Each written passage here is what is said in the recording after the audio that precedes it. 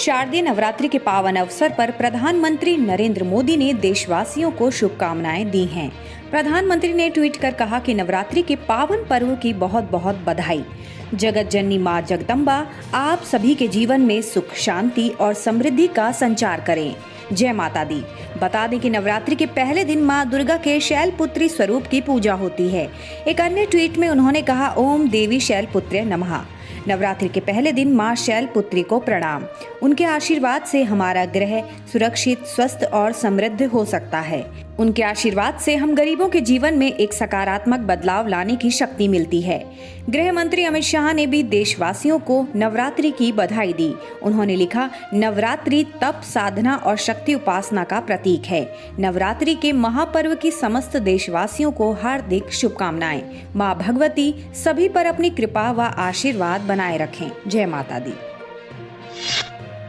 बिहार विधानसभा चुनाव के मद्देनजर विपक्षी महागठबंधन ने शनिवार को अपना संकल्प पत्र जारी किया।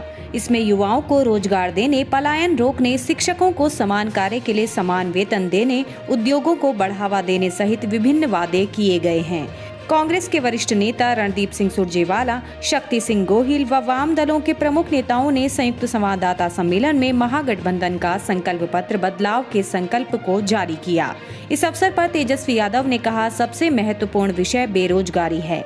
हमारी सरकार बनते ही पहली कैबिनेट में युवाओं को 10 लाख रोजगार देने पर मोहर लगेगी। महागठबंधन की ओर से मुख्यमंत्री पद के उम्मीदवार ने कहा कि लाखों लोगों का रोजगार छिन गया है और कारोबारियों का व्यवसाय ठप पड़ गया है। ऐसे में हमने यह संकल्प किया है। तेजस्वी ने कहा कि बिहार में डबल इंजन की सरकार है और नीतीश कुमार पिछले 15 वर्षों से राज्य में शासन कर रहे हैं, लेकिन इसे विशेष दर्जा नहीं दिया गया। कांग्रेस नेता सुरजेवाला ने कहा कि यह चुनाव नई दिशा बनाम दुर्दशा, नया रास्ता बनाम हिंदू मुसलमान, नई तरुणाई बनाम फेल तजुर्बे तथा खुददारी बनाम नफरत के बीच का है। उन्होंने नीतीश कुमार पर बिहार की जनता को धोखा देने का आरोप लगाया। विदेश मंत्री एस जयशंकर ने शुक्रवार को कहा कि पूर्वी लद्दाख में वास्तविक नियंत्रण रेखा यानी LAC पर हथियारों के साथ चीनी सेना की मौजूदगी ने भारत के लिए एक गंभीर सामरिक चुनौती पेश की है। एशिया सोसाइटी द्वारा आयोजित एक वर्चुअल सभा में जयशंकर ने कहा कि लद्दाख सेक्टर में जून में जो हिंसक संघर्ष हुआ उसने बहुत गहरा असर डाला है, जनता के स्तर पर भी और राजनीतिक स्तर पर भी। इसके चलते चीन और भारत के रिश्ते बहुत बिगड़ गए हैं। विदेश मंत्री ने कहा कि LAC पर इस समय चीनी सेना बहुत बड़ी संख्या में हथियारों के साथ मौजूद है। साफ तौर पर हमारे लिए यह एक बड़ी चुनौती है। पिछले 30 वर्षों में भारत ने चीन के साथ अच्छे संबंध बनाए हैं और इन रिश्तों के आधार पर सीमा पर शांति और स्थिरता रही है।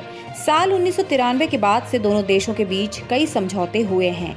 एशिया सोसाइटी पॉलिसी इंस्टीट्यूट के इस कार्यक्रम में जयशंकर इंस्टीट्यूट के प्रेसिडेंट और पूर्व ऑस्ट्रेलियाई प्रधानमंत्री केविन रड के साथ बातचीत कर रहे थे। जयशंकर ने कहा कि इन समझौतों की मदद से शांति का ढांचा तैयार हुआ, सीमा वाले इलाकों में सैन्य उपस्थिति कम हुई, सीमा पर सेनाओं का व्यवहार तय हुआ। इन समझौतों के कारण विचार के स्तर से लेकर व्यवहार तक पूरा खाका तैयार हुआ। अब इस साल समझौतों के पूरे सिलसिले को चीन ने एक तरह से तिलांजलि दे दी है। चीन ने जिस तरह सीमा पर अपने सैनिकों का जमावड़ा कर दिया है, वह पूरी तरह से इन समझौतों की भावना के खिलाफ है। अमेरिकी राष्ट्रपति डोनाल्ड ट्रंप ने चीन, रूस और भारत जैसे देशों को वैश्विक वायु प्रदूषण के लिए जिम्मेदार ठहराया है। उन्होंने दावा किया कि पर्यावरण के मामले में उनके देश का रिकॉर्ड काफी अच्छा है।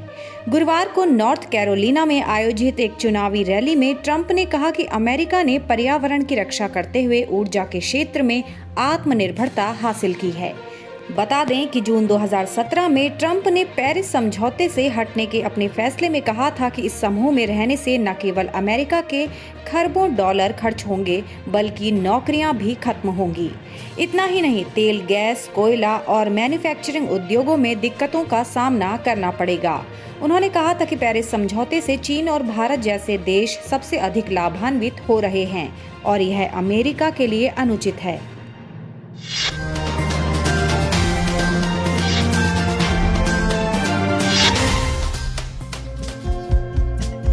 हमारे चैनल को लाइक, शेयर और सब्सक्राइब जरूर करें और नई अपडेट्स के लिए बेल आइकन दबाना ना भूलें।